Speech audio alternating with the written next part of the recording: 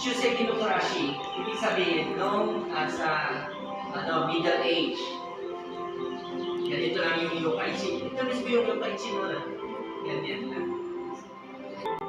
Alam niyo kung bakit ano yung yokaichi?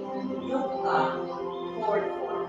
Every the fourth Sunday of the month, mayroong market. May schedule lang sila noon. Every fourth Sunday of the month lang nagbubenta ako na ganito. Kaya tinawag na yokaichi.